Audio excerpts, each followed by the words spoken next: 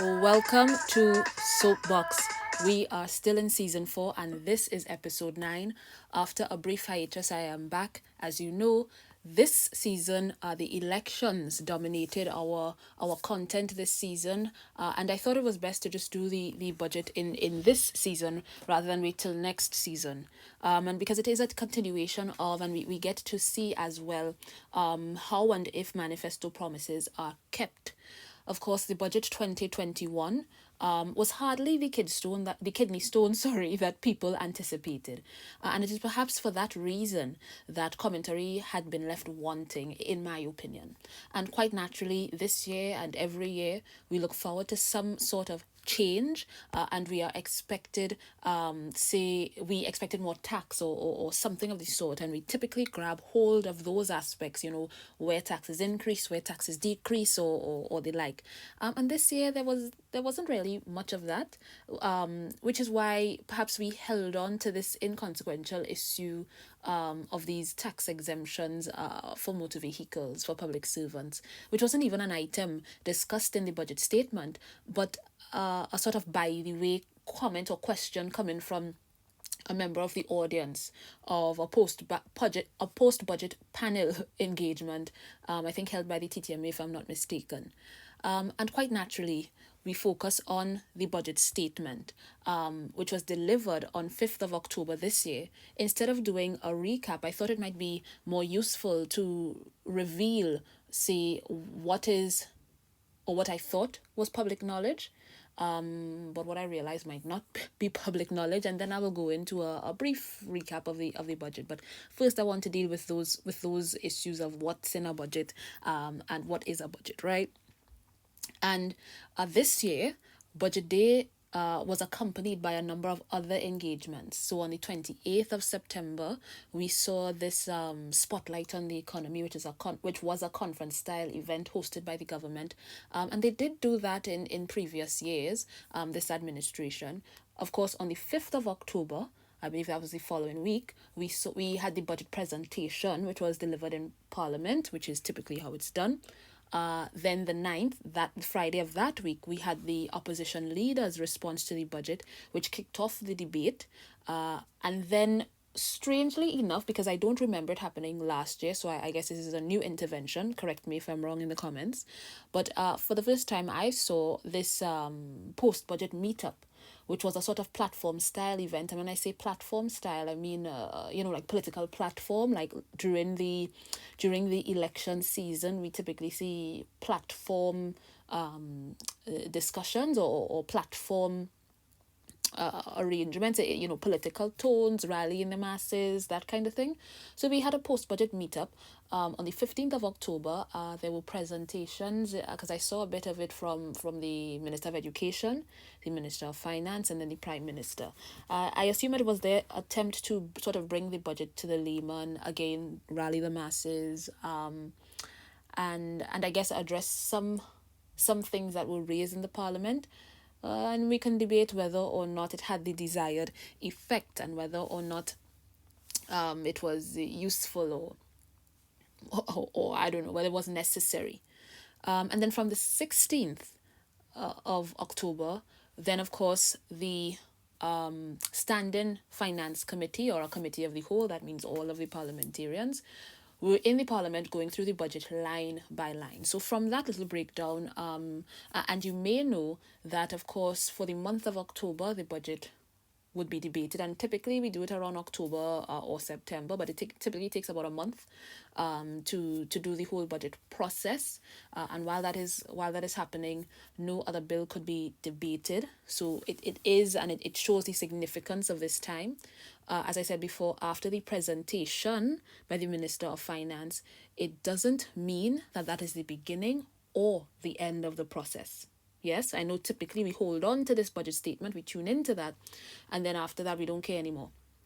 But he can only deliver so much in that time, and we have to go behind the statement. And when I say it wasn't the start, I mean that typically the Ministry of Finance, and that is, you know, the technocrats and public servants who put together this budget annually, of course with or under the direction of government policy or administration policy. So it's not to say that the finance minister is totally divorced from the process, but of course it takes a number of civil servants, not just in the Ministry of Finance but other ministries, because about February or March they begin pulling together different budgetary needs of the different ministries. They even go out to the private sector and civil society to get recommendations and their sort of budgetary concerns, and then they put all this together to deliver to us by, of course, October. I believe we have to pass a budget before the end of October in Trinidad and Tobago, or else we would we would be without public sector funding, and that's just to put it in layman terms, or else problems, right? And I went through this kind of all hands on deck, or why this process is not just the Minister of Finance comes and speaks, because it is important to note that the budget is more than just the statement. So if you just listened to the statement on the 5th of October, or on whatever day the budget day is, I know the media likes to play up budget day, but it's really budget month.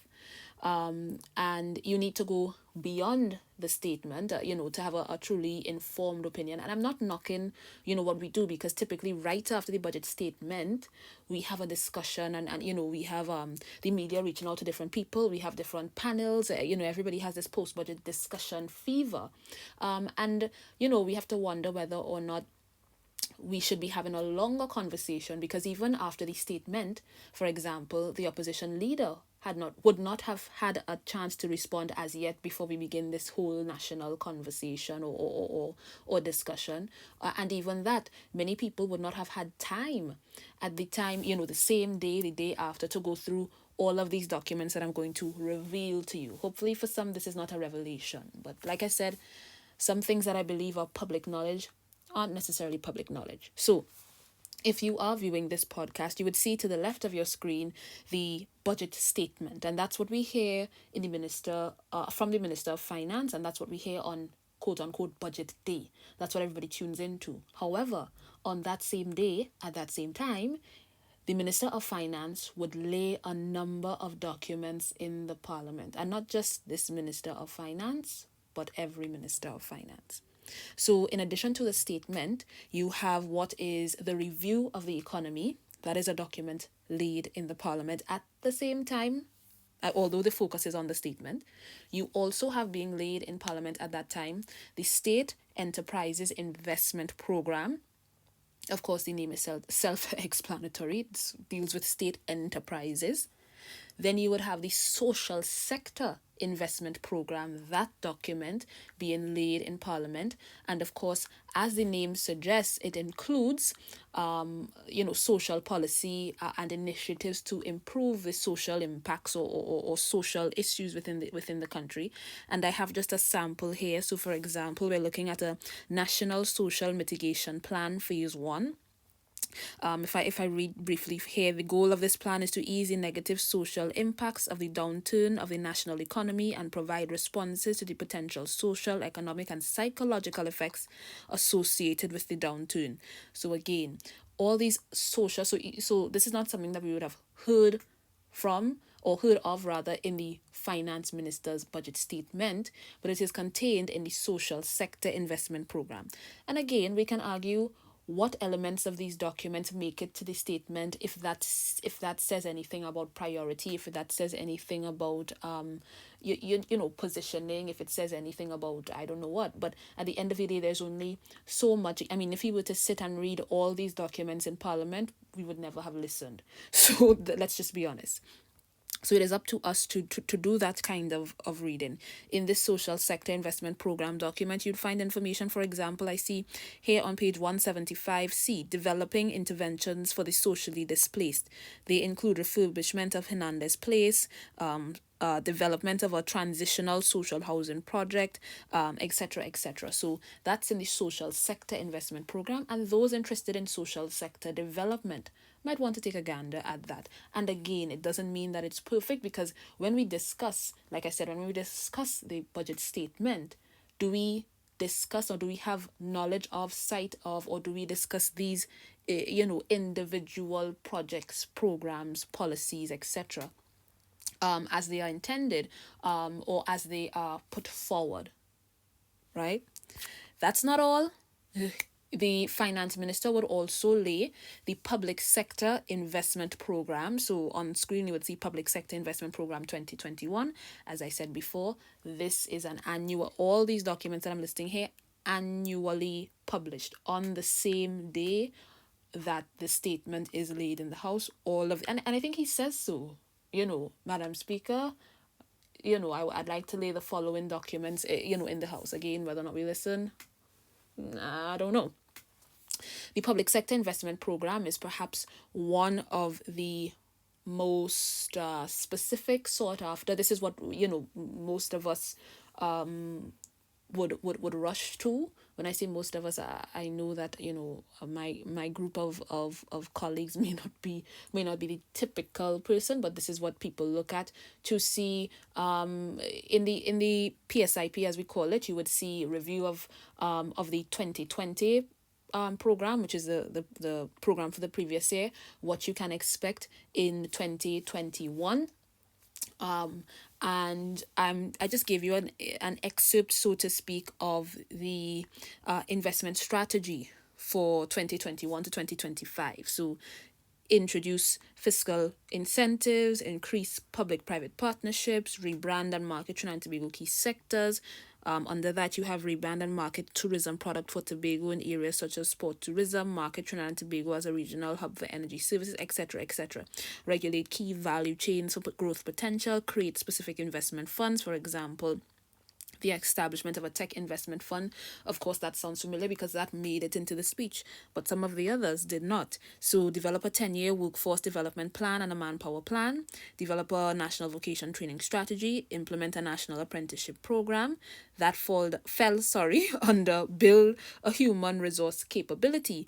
But we did hear about that in the statement, but it doesn't mean that it's not there. So again, when people talk about, it didn't have detail, they didn't have plans, la-di-da-di-da, then you have to, I have to ask, okay, but did you read the budget documents, right?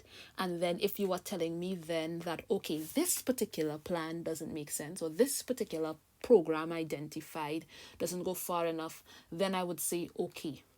Then I would say, you read, you saw what was on offer, so to speak, and you're not convinced. And then I could say, okay. But if you are hoping that the statement from the minister covers everything, you would be left waiting. In addition to the public sector investment program, which is the overall program for Trinidad and Tobago, you would see that there is also a public sector investment program specifically for Tobago. And again, it goes through the programs and projects for the coming fiscal year, in this case 2021, and a review of what obtained in the now concluded fiscal year of 2020. So again, at some event, I saw a reporter asking about, not enough was heard about Tobago, etc., or Tobago and tourism.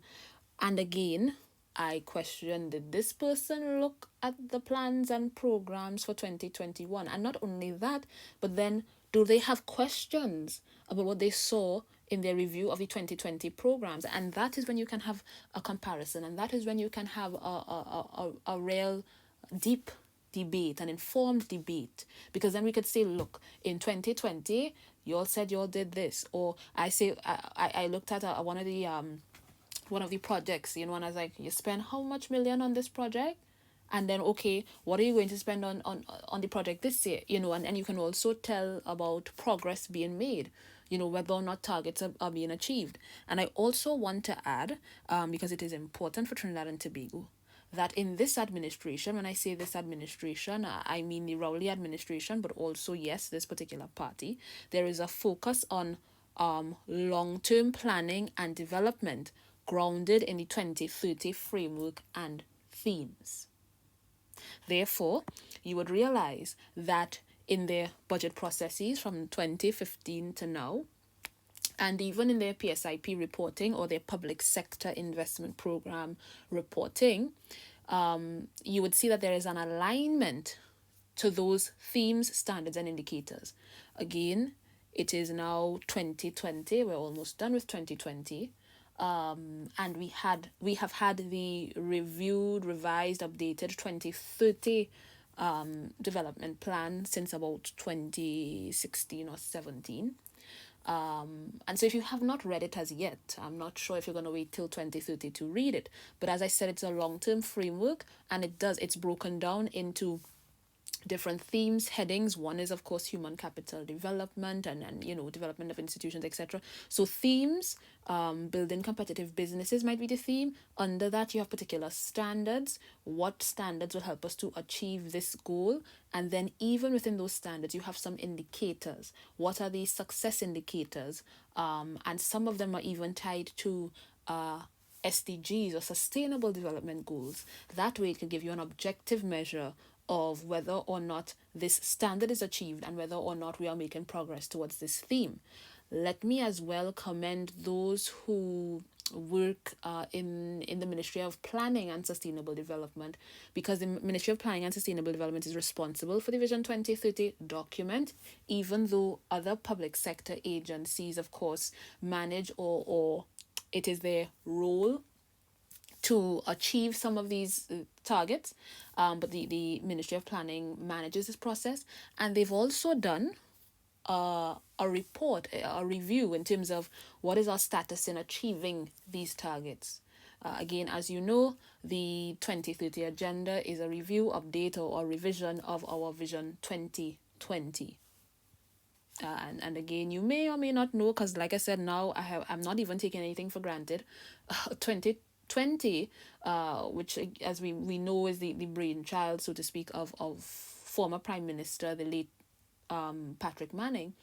It was, I think, and I mean, you have to give Jack his jacket here, was a combination of, or the culmination of a combination of people from various sectors, political parties, all corners of Trinidad and Tobago, and the kind of extensive work that went into 2020 to ensure that it was a bipartisan or multi-partisan sort of long-term vision for Trinidad and Tobago cannot be underscored. And so I know that some have criticized the Rowley administration for, bringing 2020 back on the agenda and revising and updating and seeing what needed to be changed to give us this 2030 strategy. But I feel like long-term development planning is essential for any country, especially one like Trinidad and Tobago. I do know that, again, the politics of it, the administration would say, of course, they had to revise 2020 to 2030 because of the gap in the Kamala Persad-Bissessar years. I will say that while the Kamala Persad-Bissessar administration did not take up the 2020 agenda as one would have hoped, they did have their budget statements under, I think they had 5 pillars, which is a bit different. So their pillars were, again, human capital development. I think there was one on the environment and like that. And I mean, you can go do the research. The difficulty with that, of course, is, yes, we need to focus on these issues. A number of them are replicated under or are included under Vision 2030 themes or what was 2020 themes. However, if we don't have a target, we would never know whether or not we are moving forward, whether or not we are achieving our aims. What are we working toward? And that is a kind of specificity, that is the kind of vision, I guess, as the name suggests, vision, that pillar thing lacked, that the 2030 agenda is important for. And I mean, I think, like I said, the initial process where it began with 2020, with everybody coming together to say, this is what we want to see Trinidad and Tobago look like. This is what we want under, again, the environment. This is what we want under competitive businesses. This is what it means to us. I think it is important, and it allows us to then benchmark ourselves to see whether or not we're making progress. Anyway, as I said, even the Parliament went as far as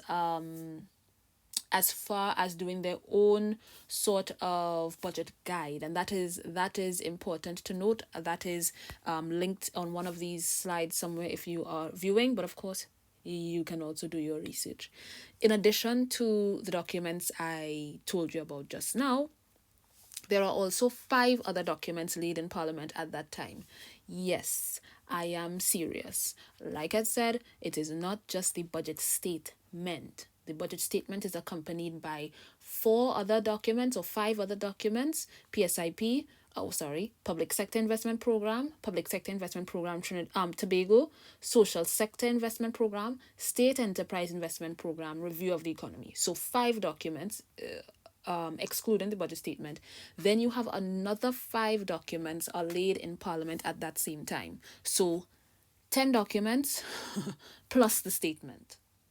You get it? Are you getting the magnitude of this thing? It is difficult to even reduce budgeting for a country to one budget statement. But I digress. So the other documents you would see, and we call this the yellow books because they're often printed in with a yellow cover, those kind of government printery documents. I don't know how to explain it if you've never seen one. Anyway, those last 5 documents include draft estimates of the development program for the financial year. Now, in these documents that I'm calling out here, you would get I think up to 1 or 2 years prior. So for example, this year you would get 2021 forecasted, you'll get 2020 estimates, you will get what was before 2019 actual, and you might get 2019 estimates. So let me work that back. You might get 2019 estimates, right, as in the figures. And these documents here, they're very thick because they go, again, line by line. And these documents are what the Parliament goes through, like I said, on TV, over the radio, on the Parliament Live channel, line by line. But the 2019 estimates, so what was budgeted for 2019 fiscal year, then you would get the actual expenditure for 2019, right? As in, this is what we propose to spend, this is what we actually spent. You might get the 2020 estimates, right? And then you would get the 2021 forecast in terms of, for 2021, we project to spend XYZ, right? We project to spend $10 in 2021. This year, we spent, $19. We spent $19 even though we had previously estimated it to be $10, and then the year before that we spent $8, something like that. But you get, I believe you get 1 or 2 years. It's been a year since I've seen one of these documents. Anyway, so draft estimates of development program, right? That's document number 6. Draft estimates, the details of estimates of recurrent expenditure. That's document number 7. You get the draft estimates of revenue and expenditure of the statutory boards and similar bodies and of the Tobago House of Assembly, right? Document 8. You also get the draft estimates of expenditure for the financial year coming, that is 2021, document number 9. And document number 10 is the draft estimates of revenue for the financial year 2021. And so it was important for me to do this, right, before I do the review and that kind of thing, because as usual, what dominated the traditional and new media waves, because on social media everything is a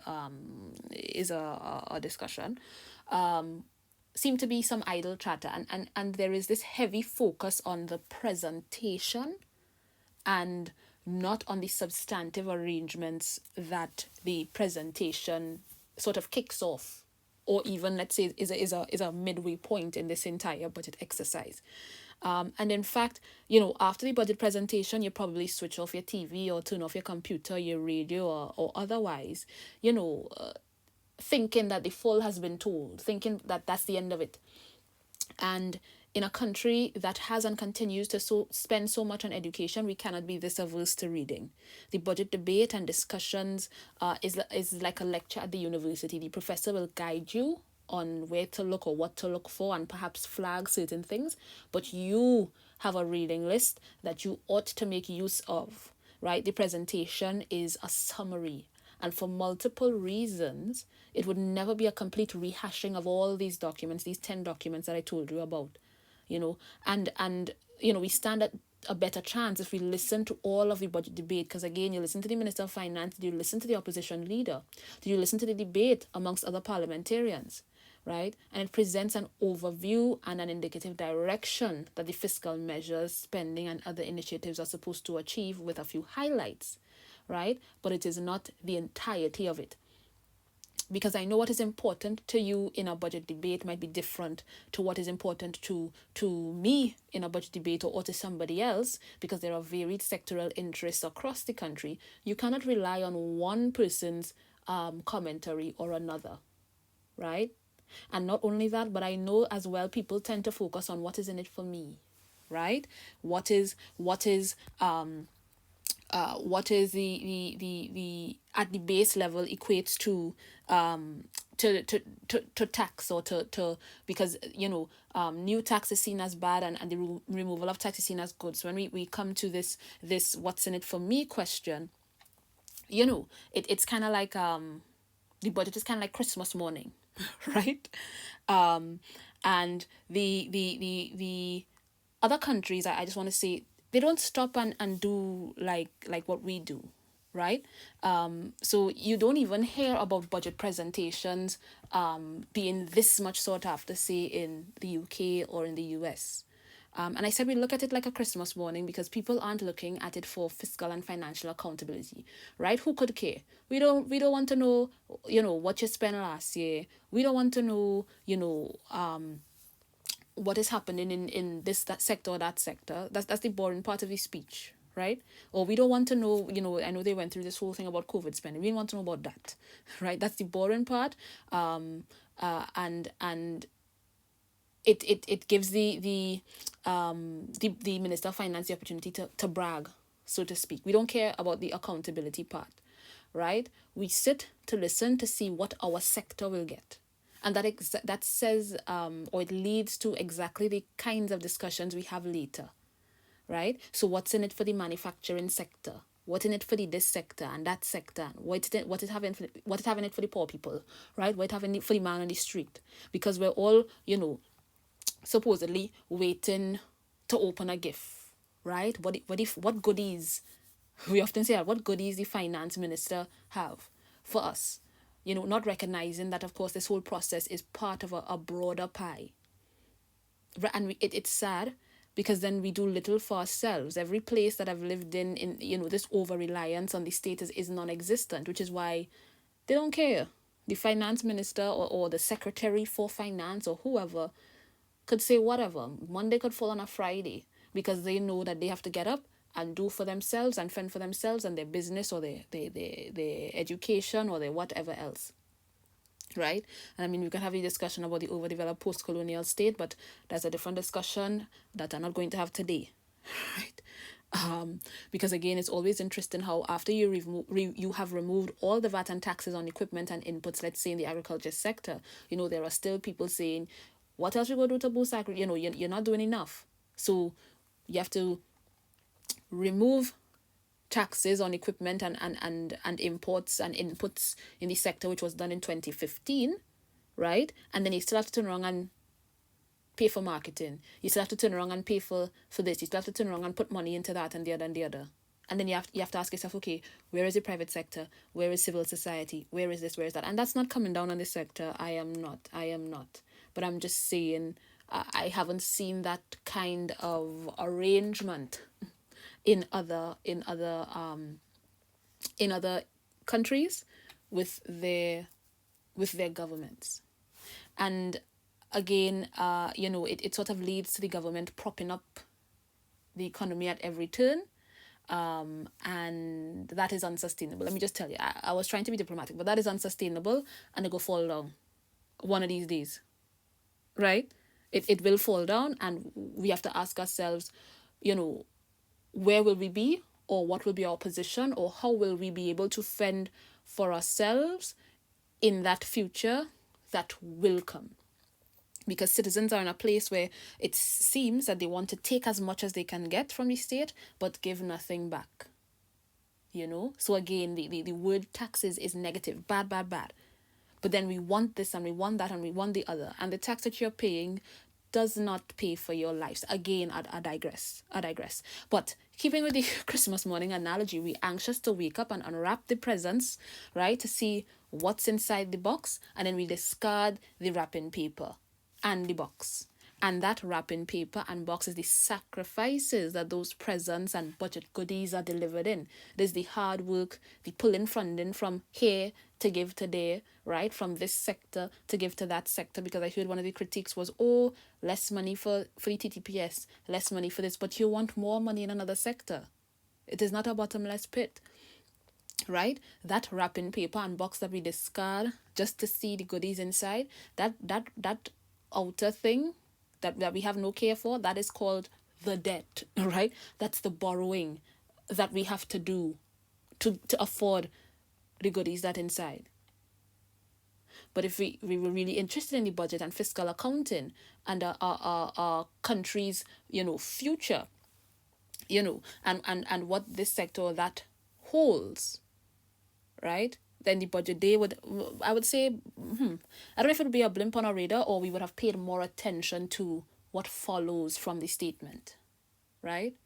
Because we have been going through the documents when the parliament is debating the budget, and we would have equal number of eyes and discussion publicly on this line by line thing, and we sometimes count on news reporters who think this is interesting or this is important or what is important to them, and typically what is important is what would sell papers, what would be a headline, and you might not hear about what is happening in your sector if somebody doesn't report it. So you have to take in front before in front take care. You have to pay attention for you.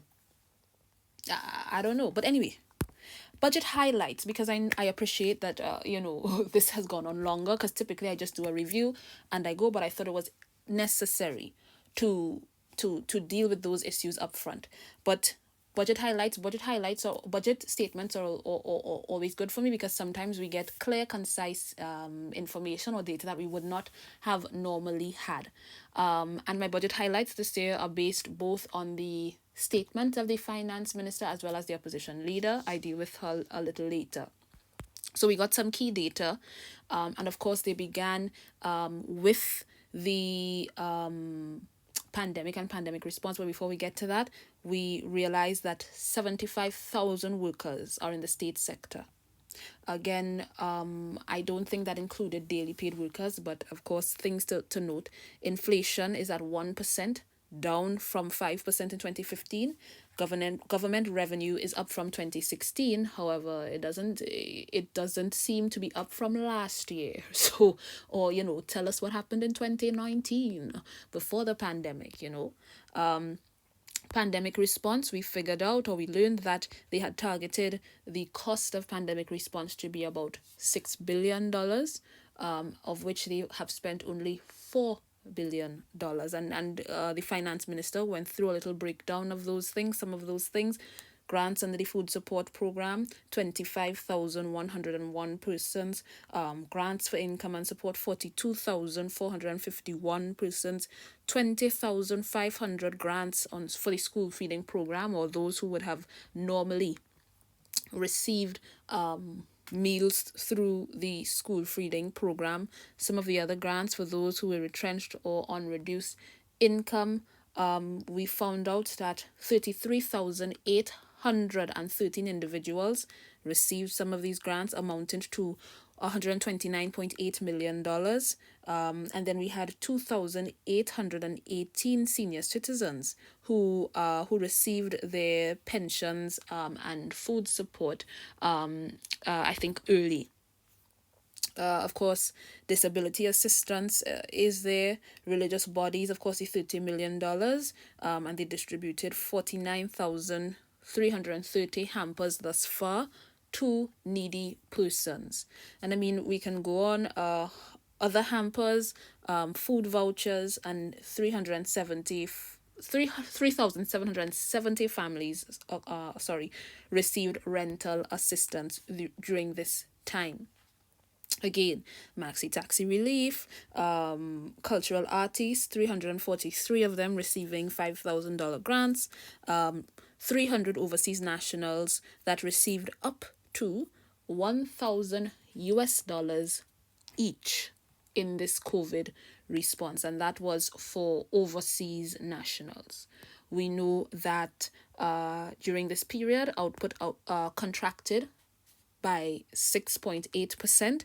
Our debt to GDP ratio took a hit, and they are hoping that we would return to a debt to GDP ratio of 65% by 2023 or 2024. What is interesting is the forecasts, as I said before, and some of these figures, because then we get to again benchmark, come back later and see whether or not these targets were achieved. But it is always good to have an idea of the forecast, because we know where we are. We know we are still in a period of deficit budgeting. In fact, I think we've had deficit budget since 2008.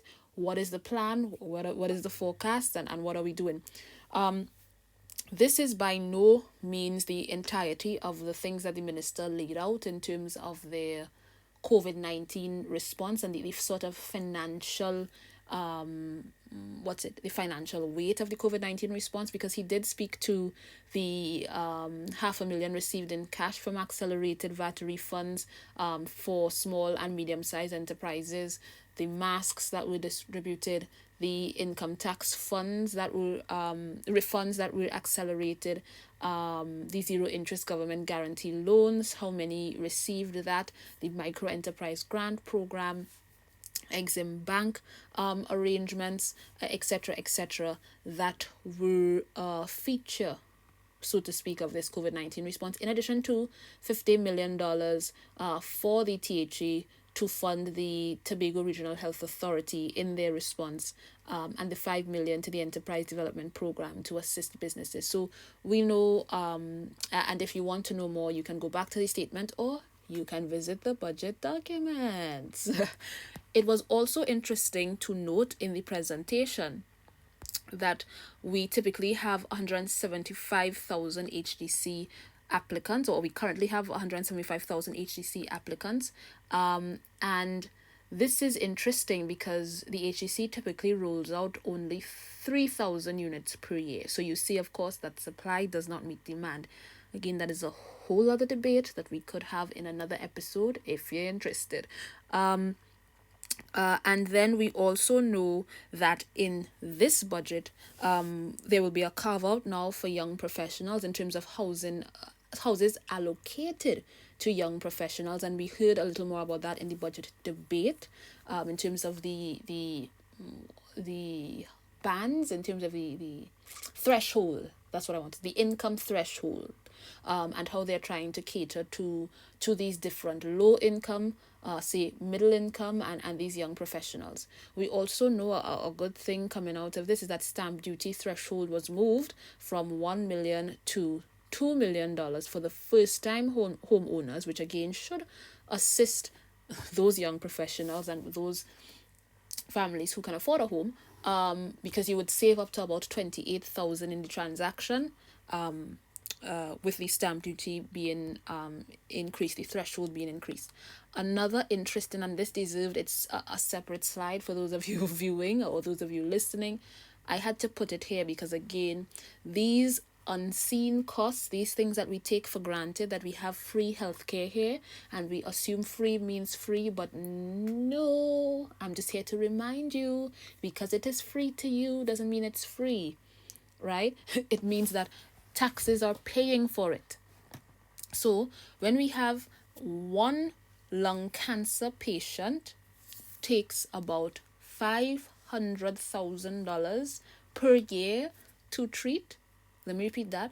It takes $500,000 or $500,000 per year to treat one lung cancer patient, right? And I mean, I wish and I hope that we have the data to go to different things. If you are asthmatic, if you have a different type of cancer, maybe, if you are diabetic, if you are A, B, C, D, right? The cost of healthcare that we do not have any appreciation for. I want to do the same thing for education, because I realize that we take these things for granted. And I think in the next season we will touch on this with some of the profiles that I want to do, because we do not recognize that the education, the primary school, the secondary school is not free. We have an appreciation somewhat for gate because the gate started to close, right? And we have an appreciation for that a little more now, but we don't recognize that secondary school is not free. Those CXC and CAPE subjects are not free. They are free to you, but somebody pays for them, right? Taxpayers' dollars pay for them. You know, you're not, this is not, I don't know what to call it. This is not a joke. Your life is heavily subsidized. I just wanted to make that point. I'm not adding anything else to it. I just want people to understand that these things cost. When you walk in to accident and emergency, it costs something. You don't have to pay, but it costs something. How else do you think the nurses and doctors getting paid, right? How else do you think the drugs are being afforded? How else do you think the hospitals are being maintained? And again, you could quarrel about how well they are being maintained, but it costs something. Moving on. The presentation, as we've seen, like I said, over the past 6 years, have been under a theme. This year's theme is resetting the economy for growth and innovation. And under this theme, they are or the objective, the stated objective, is to keep as many people employed as possible. The objective is to keep the economy moving, stimulate economic activity, continue to provide financial assistance to individuals and businesses where needed. Right? Another essential thing I think, or something that I grabbed as the statement went on, is that the budget is anchored on the newly emerging digital economy, and indeed the minister did spend a significant amount of time discussing some of these sort of digital initiatives. And again, we can ask whether or not it is a long time coming, or whether or not, we should have been doing this before. And I mean, all I can say to that is, well, better late than never. Because these are the things that, sort of preoccupy my mind sometimes, in terms of, are we doing things when we need to do it, as we need to do it, and that kind of thing. But I know what to tell you. And I also noted that we see, finally, yes, the digital economy emerging, but we also see the environment emerging, because like I said, Vision 2030 deals with digital advancement. It does. So it is not new to this administration. But to bring it to the fore, especially when we know that people only listen to the budget statement, that's probably the only time people listen to Parliament, annually. Right? Once a year, they come out for budget day and then they go back inside. They don't look at Parliament otherwise. But to start to bring these things to the fore, to the public, to take it out of these documents and out of these ministries, because the ministries are working on these things day in, day out, right? And not just, like I said, not just the Ministry of Finance, other ministries, but sometimes people don't know, because we assume that these things are public knowledge, but people don't know. So to bring it front and center, and again, I assumed that these kinds of things would have preoccupied national attention, and again we were distracted. But I said another thing that I wanted to pull out here was a particular statement And they said advanced technologies and environmentally friendly practices will anchor the manufacturing sector. I thought that was important because it's not just about technology, but it's also about how we protect and preserve the environment. And I am happy that environmentally friendly practices are being stressed. And again, let's look to see what projects, programs, and initiatives are in place or being suggested or proposed to ensure that that environmentally friendly is built in and as they say anchored in these enterprises. So that's good. Key budget data to note. Of course, the budget is pegged at an oil price of $45 per barrel and a gas price of $3 per MMBTU. We discussed in the energy sector episode. I know I've been promising you it, and I told you it will come next season. So hold me to it. We've already recorded it. We discussed this thing about pegging the budget to an oil price. What is the oil price? Where we just get the oil price from, etc., etc. We discussed that in the energy sector episodes. Look out for it.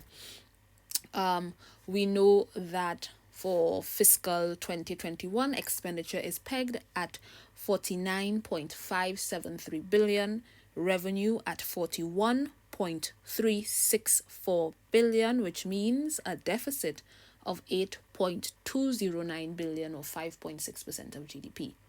Revenue, of course, is led by non-oil revenue at 31.193 billion, oil revenue of 9.265 billion, and then capital revenue of 0.905 billion. Right? We know again that, as I said in an earlier point, that we have taken a hit from the COVID-19 pandemic like every other country, that our debt to GDP has taken a hit like every other country, and that our output has contracted by 6.8%. Again, these contractions at varying levels have occurred in every other economy. And the finance minister is projecting a recovery of the global economy by 2022, not 2021. So hold your hat, but 2022, and hoping for the emergence of a primary fiscal balance in 2022 and a reduction in the fiscal deficit from 5.5% of GDP in 2021 to 2% of GDP in 2023. Not 2021, not 2022, but 2023. And again, things that we note, benchmarkers, so that when 2022 rolls around and then when 2023 rolls around, we can say, but I thought you said 2% of GDP. You get me? Here are some of the sort of spending summaries. And again, as we go through the budget line by line, and as we go through different heads of expenditure, this means different categories of expenditure, of which I think there are 81 heads of expenditure, if I'm not mistaken. So you have education and training, taking the bulk of it again in this pandemic time. Of course, training and retraining is essential and making our education system fit for purpose. And the minister does speak to that. We have, of course, health, national security, works and transport, public utilities, rural development and local government, agriculture, and then housing at 1 billion. I wanted to note here as well that when I looked at the heads of expenditure, I believe debt servicing was the largest expenditure for fiscal 2021. And again, interesting to note. But you can get the figures on the SOAPBOX Facebook page. If you are looking at the video, you will see it in the video as well. You can get the video on Facebook as well as YouTube. And then, of course, once the website is updated, you'll get them there too. And I wanted to, based on my last point as the largest head of expenditure, financing the deficit, as you know, because this year we have a deficit of 8.209 billion, in addition to debt to GDP ratio overall. So to finance the deficit, we are looking at the domestic capital market, borrowing from there, borrowing from the HSF, the Heritage and Stabilization Fund, again an item that we deal with in the energy sector episode, looking to multilateral agencies for financing, as well as the external capital market. Good, because we're moving on. And so after the fiscal position, there are a number of elements in the budget that I wanted to highlight. About 15 of them, and I'm going to go through them quickly because I'm mindful of your time and my time. The education sector. Of course, this focus on making the education relevant for the workplace of the new digital economy. Again, that digital economy seeping in there, and how we pivot and how we upgrade our curriculum. Of course, enhancement of ICT systems in the education sector. 5-star plan began in 2015, and they are continuing with the rollout of this initiative, restructuring the curriculum, again, not just for ensuring that school leavers can pivot towards this new digital economy, but also to ensure that ICT is integrated, and to continue the training of teachers to roll out e-learning. $50 million had been allocated for the acquisition of computers for needy students. And this will be a collaborative effort between the Ministry of Education, Ministry of Public Administration, and the Ministry of Social Development to ensure that it gets to those that need, not want, need the equipment. There was also the introduction or the revelation of this internet MiFi for students, which uses these 3G, 4G networks to create Wi-Fi hotspots, and about 45,000 students will have access to this at the beginning of 2021, which will be for the next school term. Of course, a highlight or something that we noted was this public sector freeze. During that, he noted that about $10 billion would be channeled to the direct public service, which is about 62,300 individuals, plus 12,000 and more employees, which are statutory authorities and enterprises, right? So that's how I got the earlier figure of about 74,000, right? And like I said, that is plus, because there are other employees in the employees of the state, right? So in the context of that kind of spending and constrained revenue, and they noted that they have not laid off workers and that they are still paying workers in the public sector their full salary. So in the context of that, the government decided to freeze the filling of all vacancies in the public sector for 1 year, effective from the 6th of August. So that is for 1 year. So check them back on the 6th of August to see if they're hiring, right? In terms of fuel, or in that area of the energy sector, a number of things happened where all MP stations will be offered for sale. Again, we get into this thing about fuel dealing, fuel peddling, and sort of cost to consumer, some of these issues with gas stations, etc., in that energy sector episode. And we also heard that come January 2021, fixed retail margins for all liquid petroleum margins would be removed. In short, again, not to preempt the energy sector episode, but what that means is typically we had fixed margins for liquid petroleum, and that is what you put in your vehicle, right? You want super. Right?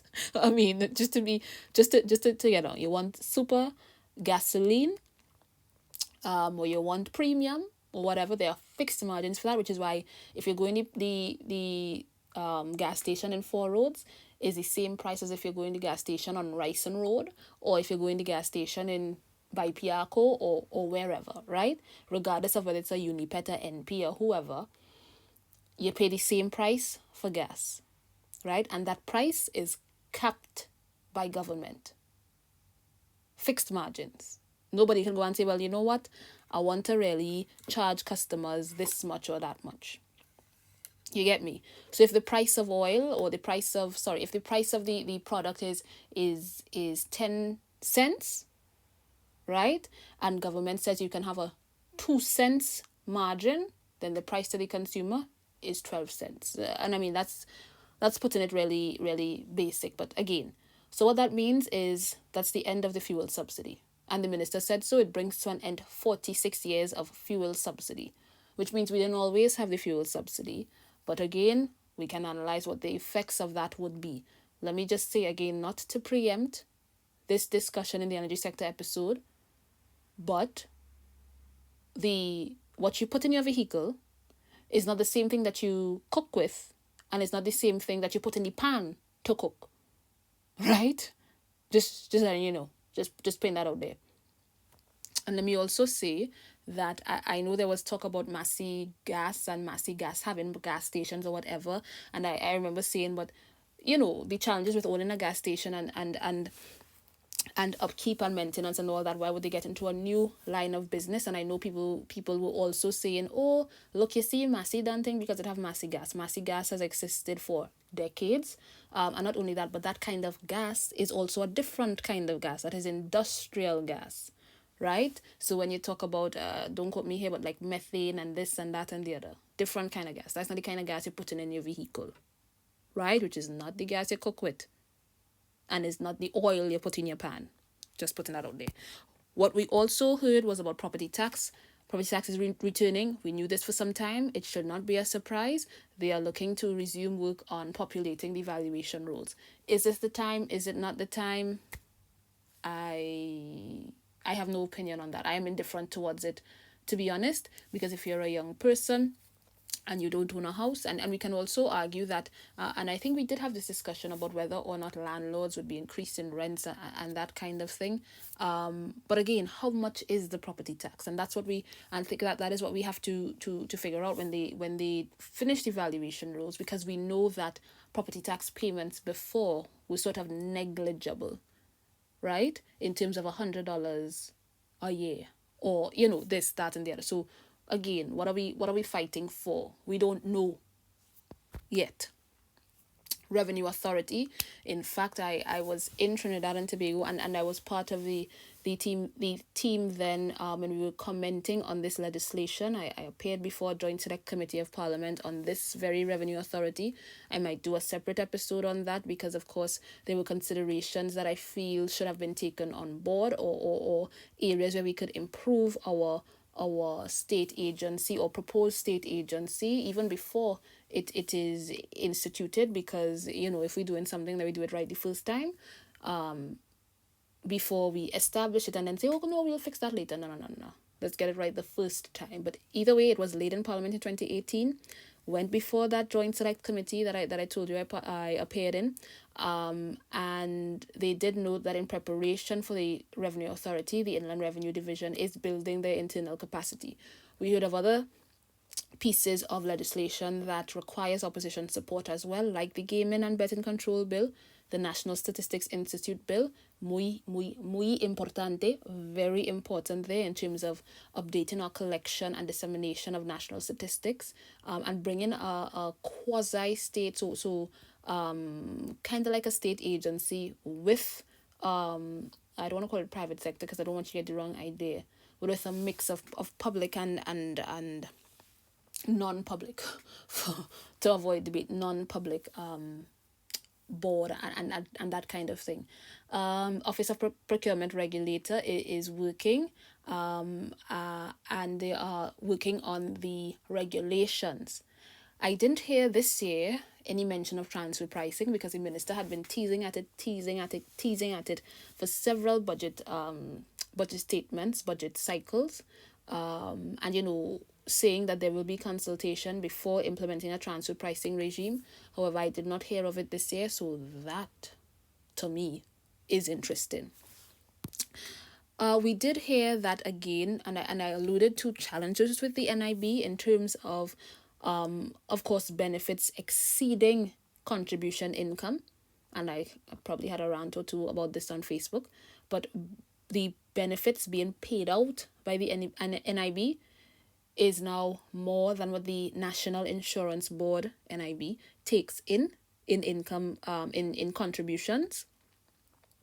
And the government this year said that they are looking at considering, which means that nothing has been decided as yet, but they are doing a serious examination of the need to extend the retirement age to 65. So that is a possibility. And again, there are discussions that could be had about whether or not this is the best move. Again, this focus on the digital agenda, reforming key institutional arrangements, ensuring e-governance ecosystem is improved, transforming the human resource management arrangements, ensuring that budget practices and procedures are more result oriented, etc., etc. We see as well, of course, and we discussed it in the last episode with this Ministry of Public Administration and Digital Transformation, where that was developed, digital transformation coming out strongly there. So again, we shouldn't be surprised that it has taken sort of center stage in this budget cycle. But either way, for that ministry to ensure that high-speed broadband internet access is accompanied by the requisite ICT infrastructure. And they have also been mandated to create an electronic population register or e-identity for every citizen to facilitate data transmission to all agencies. And this is similar to other countries where, again, if you've given your information to, let's say, Ministry of Legal Affairs, right? Or let's say even within the ministry, because even let's say births and deaths, right? So they already have your information. Your name is Jane Doe, whatever. Let's say now you're going for a marriage certificate or something else. You don't need to provide the same information over and over. You don't need to provide your birth paper over and over. Or let's take it out of that. Let's say you've already, like I said, registered, you have a birth paper, or you're registered with the EBC, let's see, right? Can't remember what ministry they fall under. You have your national identity, you already have your information there. When you go to legal affairs, you need not give them the same information. When you go to buy I don't know, pay stamp duty, you need not give them the same information, right? You need not, especially, or when you go to immigration, that's the best example. I don't need to go back again and provide the same birth paper and this and that and the other, right? Some countries, like I said, it's already instituted where once you've given your information once to a government agency, you need not give it again to another. Where am I? Electronic funds transfer, looking to facilitate payment of funds to government to make it easier for those in the business sector or otherwise who pay for government services. And again, inculcating this digital culture shift, because of course all of these things will be brought to naught if the society is not up to date or fair with technology. I remember when they started paying pensions through bank accounts, and people cry bloody murder. Because how the old people go learn how to use the ATM? And I remember as well, at that time I was in the financial services sector. Let me just say it like that. Not to go in too deep in that, but at that time I cannot tell you how many times we had to take old people to the ATM to show them how to do it. But again, if we don't do that, we cannot just leave, sort of assume that they would do it, or assume that they would know, and we cannot just leave them out because they're too old to learn. No. That's not how it goes. And even young people or younger people who we think would be more up to date with technology, not everybody is. And so this digital culture shift of digital money mobile solutions, I assume that for many people, young and old, there will be a lot of skepticism, even though these things are operational elsewhere in the world. But free public Wi-Fi, getting more people online. We could argue whether or not for Facebook that is a good thing. Nationwide 4G and 5G networks, development of the National Digital Database, removal of taxes on digital equipment has continued in this budget cycle, because it had already been removed for computers, and so for additional devices they've moved it. And of course, in this digital agenda is this new service delivery. So passport office, now you can renew your passport or apply for renewal online, etc., etc. Licensing office, vehicle registration and driver's permits to be taken online. We saw developed TT being rolled out even before the election, so again expanding that service, the single electronic window. Liquor licensing and other license, again taking those online. Company registration, taking those online, or rather for company registration, improving the online service, because I believe now you can do a name search, but you cannot incorporate a company online, And so, like I said, there's this booming realization and step up in the digitalization agenda. But only the future will say whether these measures are satisfactory, whether they are enough to create the shift expected. And I also know that in most countries, this tech push is typically done by the private sector. And I don't know whether that is the case in Trinidad and Tobago, but again, somebody has to do it, and let's just get it done. Business incentives, again, a number of them had been introduced for the next 2-year period. So for startup company, especially tech startups, those employing young people, IT-enabled services like animation and electronic media had been highlighted. Of course, the Tech Investment Fund and the Tech Promotions and Development Company will be established. So here we have 2 state agencies that we're looking at, I assume. Don't know how this will augur for the for the expenditure, but I guess we will see. When I say expenditure, I mean like expenditure on wages, but we will see. And it will be valuable and available to all viable tech startups and new tech businesses. Of course, we also saw agriculture and the environment. I told you about that thing about anchoring business in environmentally friendly practices that we cannot overlook, and that has to become a mantra of ours in Trinidad and Tobago. And we see, as I said before, after 2015 removing all taxes, VAT and import duty on agriculture, it's still only accounted for about 1% of GDP output from the agriculture sector. Of course, the government in this budget has allocated $500 million to an agriculture stimulus package for 2021, which is in addition to, I repeat, in addition to the normal budgetary allocations to the agriculture sector. So they get what they always get, or what they typically would get, rather, because the numbers might change. They get what they typically get, plus this agriculture stimulus package of $500 million. And of course, the government is looking at the production, marketing, support, training, standards, and creating backward and forward linkages between the agriculture sector and other sectors like the tourism sector and hospitality sector, as well as technology in the agriculture field, as well as youth involvement and research and development for agriculture and agricultural products. In that vein, they are looking to develop a center of excellence in agriculture and biotechnology. This is a collaboration between the Ministry of Agriculture, Land and Fisheries, the University of Trinidad and Tobago, Kariri, and other state agencies.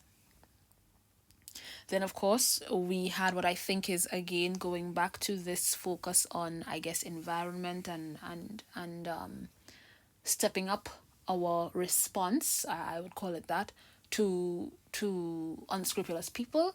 We see that fines and penalties for illegal quarrying, right, including the illegal quarrying of asphalt, would be increased by 200%. And operators who are found in breach of the law will be banned from participating in government procurement, right? And we also saw predial larceny fines would be increased by 200%. Predial larceny is when you steal people's agricultural produce and cattle. Are all animals cattle? I'm not sure, but for farmers or rearers of animals, yeah, husbandry. Is that husbandry? Look, it's late here. Construction. The construction sector, again, a number of goodies, but I thought it was interesting. You can go read the goodies yourself, but it is interesting to note that the finance minister stated that key pillars of the construction program in this budget and moving forward would be smart growth, right? Smart plans and smart transportation.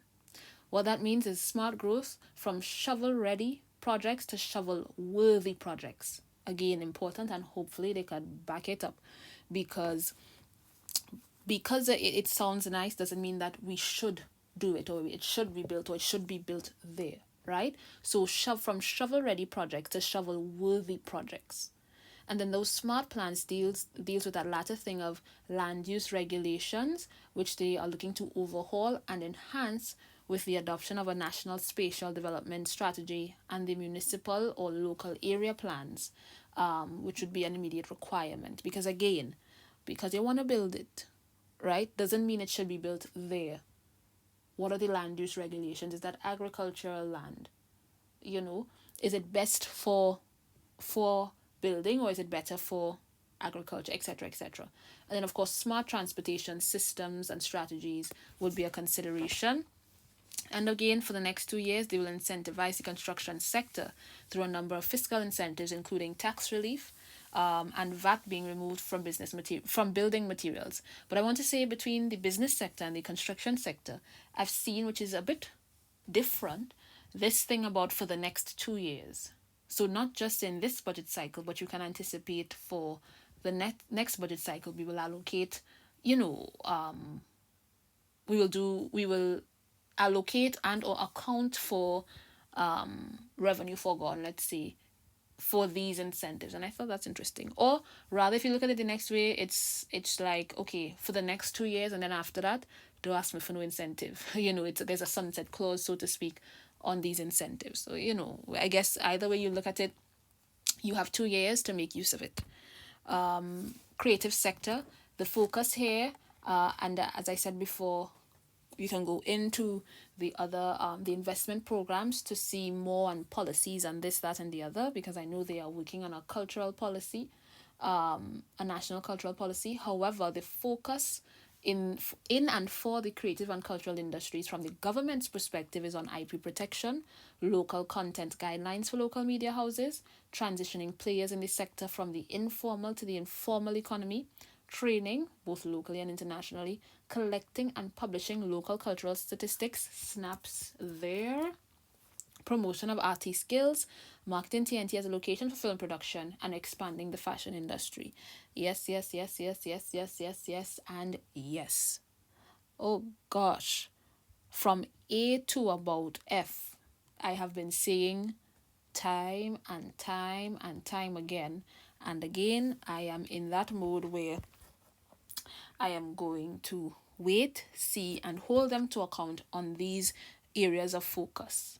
Let's get to it. We are long overdue in looking at these things. And again, if the government has to look at it, if the government has to make proposals as opposed to private sector or civil society, then so be it. But let's do it. Somebody has to do it. Let's get it done. Of course, the port. We know that the Minister of Finance announced that they will begin to rationalize port operations by the end of fiscal 2021 and look for a private sector operator for the handling of port operations at the port of Port of Spain. They are not selling the port. You get me? They're looking for an operator. And again, like the leader of the opposition, you can ask whether or not this is the best choice. But understand, they are looking for an operator, similarly to what we do with the Hyatt or what we do with the Hilton. Those assets are owned by the state or by the people of Trinidad and Tobago. However, the hotel is operated by the Hyatt. Following? Good. If not, questions in the comments. We did hear about the new ferry, which would be delivered and go into service by, I think, the end of December 2020. And I did see videos floating around of one of the ferries. I know there are two, I believe, that we have to expect. Am I right with that? I believe it's two. Or is this the second one and Jean de Valette was the first? I have to go back and check on that. And then I guess the goodie bag is that, of course, personal allowance was increased.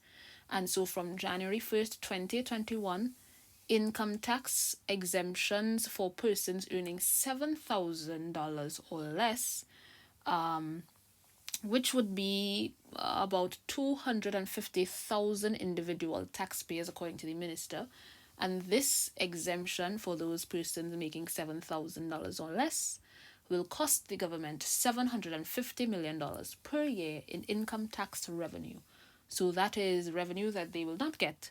And in effect, I believe this moves our personal allowance from 72,000 to about $84,000, because before, if you made less than $72,000 a year, you did not pay income tax anyway.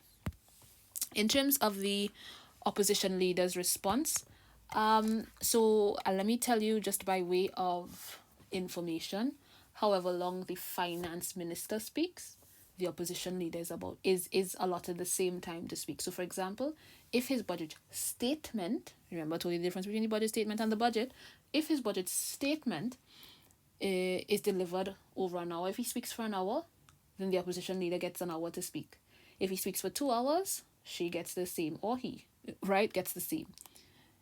In this case, I believe the minister spoke for about 3 hours, and so the opposition leader had 3 hours to deliver her budget response. The opposition leader used her speaking time to, in my estimation, and again, if you disagree, put it in the comments, to unconvincingly counter the statistics presented by the minister, right? He provided us with a number of statistics in terms of the effect of the COVID-19 pandemic on budgeting, this reduced output, and again, yes, he did place or make it seem that prior to 2020, things were good, things were looking up, and that this 2020 crisis has sort of knocked us back a few pegs, or been the cause of where we are, or where our economy is currently. And so her central theme in her response was that the economy was suffering even before COVID. And well, of course, she took the opportunity to knock the Rowley administration for their handling of the COVID matter. But in doing that, in saying that the economy was suffering even before COVID, again, if that's your opinion, that's opinion. But if you are going to use statistics, you got to use good statistics, right? So when you use when you are looking at, say, unemployment, which I thought was interesting, and not only that, but we're not talking about 2020 unemployment, because I don't even know if CSO has released the latest figures as yet. But when we're looking at unemployment from 2018 or 2015 to 2018 or 2010 to 2019, because you're saying the economy was suffering before COVID, you got to use unemployment figures. Not so? I don't know why I just saying. You use what is the labor market, how many people have jobs, how many people don't, so what is the unemployment rate. But when you use NIB, insured contribution figures, as a proxy for the labor market, or a proxy for unemployment, that is a bit problematic, because we know not everybody who works is an NIB insured contributor. Not everybody who work in the formal economy, etc., etc., etc. So that it's problematic. So instead of presenting clear statistics to support this statement, we got a lot of proxy figures, and I thought that was interesting. But okay. So she presented some of her own facts and figures, some dubiously quoted, and like I said, using proxies rather than using actual statistics. And then she knocked the administration for not attaining developed nation status by the year 2020, as I told you in the beginning about Vision 2020, and now we move into Vision 2030. But conveniently forgetting that the intervening period of her administration, Vision 2020 was effectively suspended, right? Which is why Vision 2020 had to be revised, updated, etc. And that it still continues to be the only long-term strategy that we've ever had for this country. So interesting. And it's interesting to say, oh, yours said Vision 2020, but, we ain't reached developed, it's 2020 now and we're not developed. And then turn around and say, communities are crying out for water. And it's interesting to me because I don't know if I remember, because clearly she didn't, under a previous administration that she was a part of, she was a key figure of, we had this promise of water for all. I don't know if I remember that. And that has not come to fruition as yet, right? It had not come to fruition during her tenure, and still we cannot say that. And in her words, communities are still crying out for water. So broken promises here, broken promises there, right? If you live in a glass house, you can't throw stones.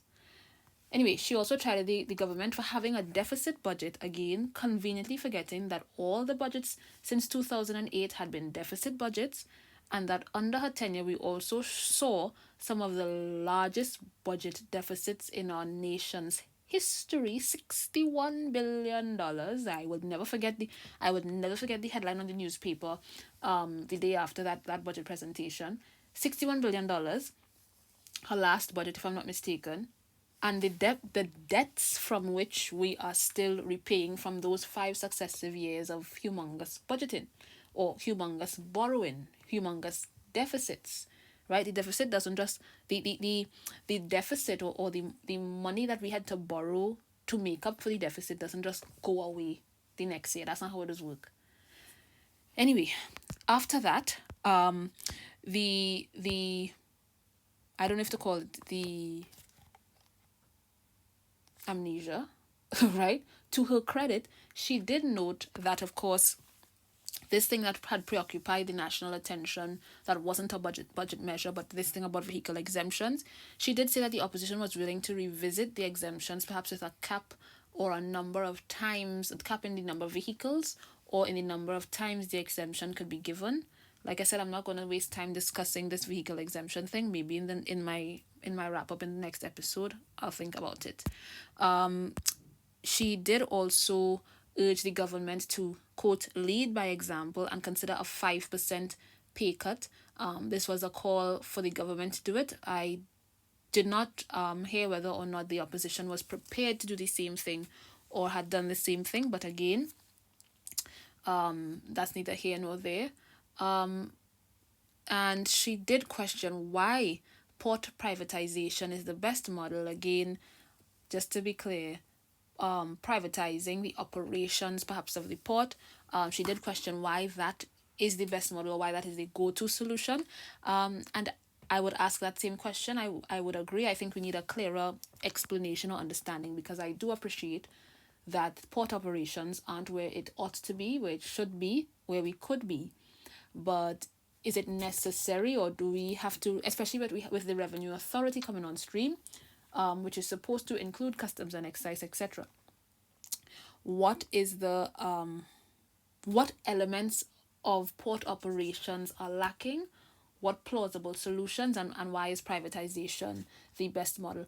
Of course, the private sector seemed to take to that, hoping for, I guess, greater efficiency in the operations of the port.